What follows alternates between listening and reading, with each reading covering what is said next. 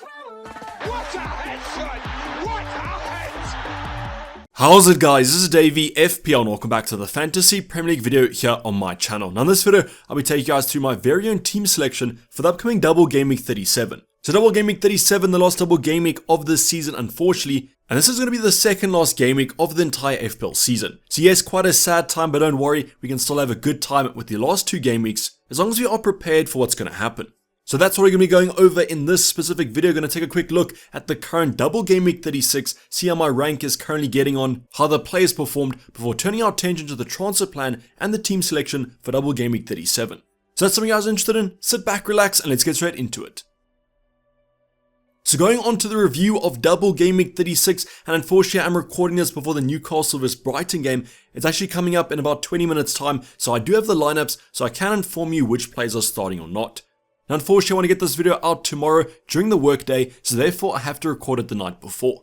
But I'm sure you guys can understand, but at the current moment before the Newcastle vs Brighton game, I'm sitting on a green arrow to 89k. That's thanks to 81 points total. The game week rank isn't that great, but hopefully it does improve tonight, as I do have 6 options in the upcoming game. Now in terms of the transfer plan, 1 free transfer and 0.1 million left in the bank, so not a big upgrade can be made. But you guys let me know in the comments down below, how's your game week kind of going? Obviously you'll be kind of watching this after the Newcastle vs Brighton game, so you'll get the final rank, but don't worry, I will update you guys as usual.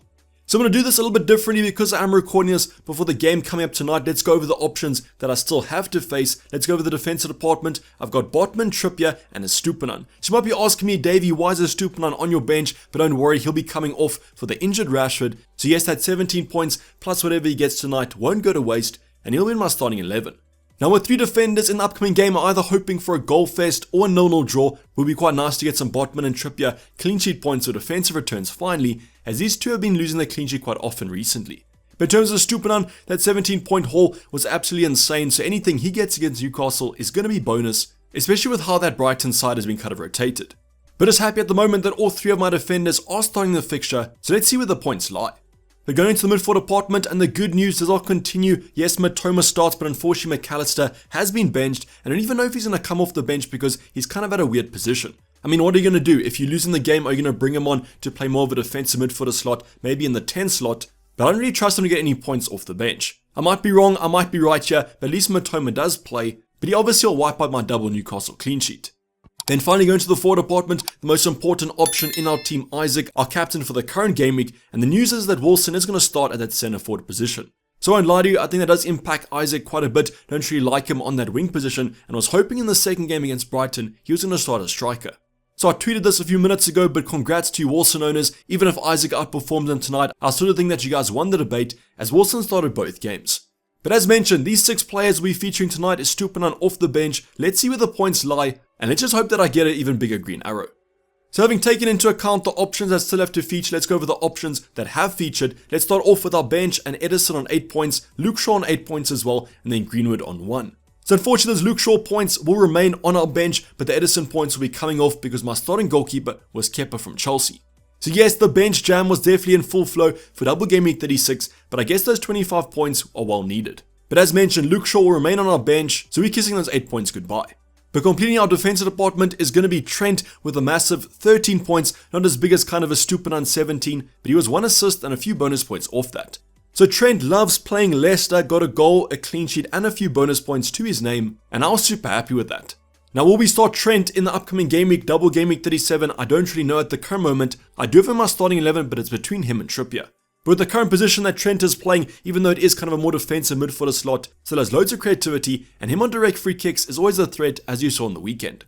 So no complaints there, and the no complaints kind of stretch into the midfield department. No complaints about Rashford's injury. He can be injured any day of the week that I have 17 points left on my bench. So just imagine if Rashford actually came off the bench and played like 2 minutes. Bruno Fernandes also managed to get us an assist, had great attacking stats in that fixture like usual, but if you guys look at his big chances created versus actual big chances finished from his colleagues, it's absolutely shocking. But all those points will be quite differential because Bruno at my rank is quite the differential, so quite nice to see a 6-point appearance. Then completing our midfielder slot, it's going to be Mo Salah like Trent, got a double-digit return, 12 points, got a Hattie of assists, not quite as good as a Hattie of goals, but we'll take it at the end of the day, and his good form continues. Now, if you guys did watch that Leicester game, it was simply great from an FPL point of view. Trent got us points, Salah got us points, Salah even got the assist for the free kick goal, by just nudging it to the right. So both these two assets went in my kind of transfer plan video, so at least the Monday night game went quite well. Then our final option in the forward department is going to be Erling Haaland with 7 points. Right now, Isaac, if he does start the game, gets 2 appearance points, will match Erling Haaland, so anything extra than that is going to be bonus. So let's hope that Isaac does outperform Haaland, otherwise it's going to be quite a bad game week. But overall, as you guys can see, 81 points with that 25 coming off the bench. Nice little green arrow to 89k. Let's see where that can stretch tonight. Let me know where you guys are currently sitting in the overall ranks. As mentioned, when you guys are watching this video, will be after the game tonight. So that's going to be the final Game Week 36 rank. But now let's go into the actual double Game Week 37 team selection. And what I want to give you guys now is going to be the context of my current starting 11, because to be honest, I could actually bank a transfer for this week. Now I'll be going over some transfer plans, some more differential plans in the next talking point, but let's look at the current team.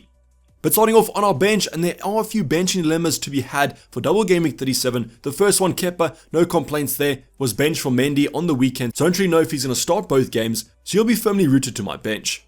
But Trippier is one player that I never like to bench. I know his recent form hasn't been that great, hasn't got us many FPL points, but he still has that attacking threat always. So I'll show you guys my starting 11, and maybe you guys can pick a player that I should start Trippier over, but at the current moment, he's first on my bench. Then in terms of Botman and Greenwood, no complaints there. Leicester have been quite an attacking side, so even with Trippier, they're top 5 side in terms of XG over the last 6 games. You guys can get that stat and many more from the Ultimate Guide released yesterday if you want to get more stats reviews. So Trippier might start, might not, but currently I will have him first on my bench, but you guys let me know what you're doing with him. Then going on to our starting 11, and I've got Ederson as my goalkeeper of choice. Now the big thing about Man City this week is that if they do beat Chelsea at home, they will win the title, and therefore Ederson might be rotated in the second game. Now I don't really know if that's true. I mean, he has had his rest recently, so I don't know how much rest a goalkeeper does need, but it is a potential situation. But between Ederson and Kepa, I'm not going to use a transfer on a goalkeeper this late into the season, and I have more faith in Ederson starting than Kepa. Now moving into our back line, and we've got Estupiñán against Southampton and Man City at home, so 2 home games at the current moment. If Man City do win the title against Chelsea, they might rotate in that second fixture. So let's hold thumbs that Estupiñán starts both games, because it seems like the Brighton manager is a little bit of a pep roulette, but Estupiñán has been pretty consistent. Now that first game is going to be the one that you guys definitely will target. Southampton at home, Southampton already relegated, it's not too much to play for, and then I guess against Man City anything is bonus. The next option is going to be Luke Shaw, Bournemouth away, Chelsea at home. 2 attacking sides over. Chelsea have been struggling recently, so I do see at least 1 clean sheet here. But the big thing about United is they have to win both these games if they are to secure top 4, and with Luke Shaw playing at left back, I like his attacking threat a lot more. So no complaints about these 2 assets, my double game week defenders, so definitely going to start them. Then my final defender to go over is going to be Trent. Now I'm starting Trent over Trippier. You guys might disagree with me, but I do think Trent is unbenchable at the moment, even though Aston Villa are a pretty strong side. But luckily this Liverpool game is at home, expecting Liverpool to do quite well, as like United, they are in that top 4 race. But you guys let me know in the comments down below, should I start Trippier over Trent? But I generally think that Trent is the popular option. Now moving to midfield department, I've got Bruno and also Rashford as my United double up. Now Rashford has returned to training as of Wednesday, but wait to see what Ten Hag says in the press conferences today. Otherwise Bruno, massive differential, let's just hope that he gets us some FPL points. Now both these 2 games, like Luke Shaw, are pretty strong. I can see a few attacking returns against Bournemouth and Chelsea, as both sides don't really have that much to play for. Now I actually do think that Rashford or Bruno could be a captaincy consideration, probably Bruno more than Rashford, just because I am worried about that injury. But I'll talk about captaincy a bit later on, but currently just know that I am tempted by Bruno, as he does love a double game week. Then next up, our 2 Brighton assets, Matoma and McAllister. Confident that McAllister should start both these games after his rest tonight against Newcastle. But unfortunately with Matoma, the same can't be said. I know that he was rested a few game weeks ago, but that rest could also creep up to double game week 37. But I won't transfer these 2 players out. I just hope they both start against Southampton, as that is the game to target out of these 2. Then the final midfield of choice is going to be Mo Salah against Aston Villa at home. Great game on paper, yeah. I know that Aston Villa have been defending well at the current moment, but Liverpool at Anfield are just different. So let's see how Mo Salah does, but I am pretty confident, and at least not everyone owns him at the current moment. Then finally going to the forward department, Erling Haaland against Chelsea at home, Brighton away. Yes, there might be some rotation, but I'm expecting 2 starts out of the Norwegian as he continues to break this goal record. But yes, he might be rotated in one of the 2 games. It just depends on how Man City are doing.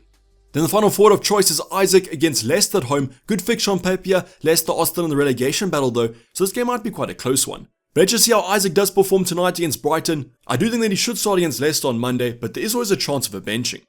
Now the final debate to go over is going to be all about captaincy, and right now unfortunately do have the armband on boring old Erling Haaland. I just feel like he should start both games, and if he does start both games, he's definitely the safest captain to go for. But as mentioned, Bruno is tempting me at the current moment, but let's just see where the rank is after tonight's fixtures. But you guys let me in the comments down below, who are you captaining for the upcoming game week, and how's your transfer plan actually looking? But now going over our transfer plan for the upcoming double game week 37. As mentioned, I could actually bank a transfer for the upcoming game week. The team looks alright, the starting 11 looks pretty strong, unless you guys think otherwise. So the transfer plan at the current moment is to wait for that 10 Hag press conference. If Rashford's going to be missing double game week 37, I don't really expect him to. Since returning to training, he should be fine, but there is always a chance that he does get injured again. So let's wait and see what 10 Hag says. But if Rashford is out, unfortunately I can't really afford the players I want without a -4 hit. I'm talking about a Grealish, maybe going for a Mahrez or Foden, or going for Antony as a straight swap. I can't afford those players without taking 2 transfers. So obviously not really too keen on doing that, so another transfer I could do is someone like a Crystal Palace option. Eze is on my mind. Other than that though, can't really see too many moves for Rashford, and I do expect him to be fine for the upcoming double. But there's one transfer that I am currently thinking about, and it's to load up on that Man City double game week. As you guys know, I've got Edison and Haaland, so not a triple up, so what's an option I could get in as my third? Well, the option I'm currently looking at is taking out Isaac. He has Leicester at home and Chelsea away, and going for Alvarez, who has a double game week this week, and Brentford away in game week 38. Now the only reason for this is I do actually think that Alvarez gets good minutes in double game week 37 after their success in the Champions League against Real Madrid yesterday. Now with Isaac, we're obviously going to see how he performs tonight, but if Callum Wilson starts again against Leicester at centre forward, I'm not really too confident of him getting points. So this is kind of a differential punt to go for, a move that kind of is quite nice, but I do consider this to be quite luxury. So I guess it comes down to the fact that is Alvarez worth kind of not taking 2 free transfers into game week 38, as then I could take some punts and actually go for 2 good options for 1 week. But you guys let me in the comments down below, do you actually like this move? Like myself, do you think Alvarez gets good minutes in double game week 37? But I guess the Chelsea and Brighton games aren't that great from an attacking point of view. But yet again, this is Man City, the best attack probably in the Prem we've seen, and Alvarez, whenever he plays, he gets you FPL points. But let's see how Isaac performs tonight against Brighton, and as always, I'll update you guys on my transfer plan or my final team in the deadline stream coming up tomorrow. Let me know your transfer plans for the upcoming game week, what moves are you guys making, and are you guys looking to take a differential, and what differential are you bringing in? But this is basically a wrap of the video guys, hope you did enjoy it. Please don't forget to like if you did and subscribe if you haven't subscribed yet. I'll be seeing you guys in the deadline stream coming up tomorrow, as mentioned, 1 hour before the deadline, where I'll be locking in my final team. But I'm going to sign off. This has been Dayvy FPL and I'm out. Cheers, bye.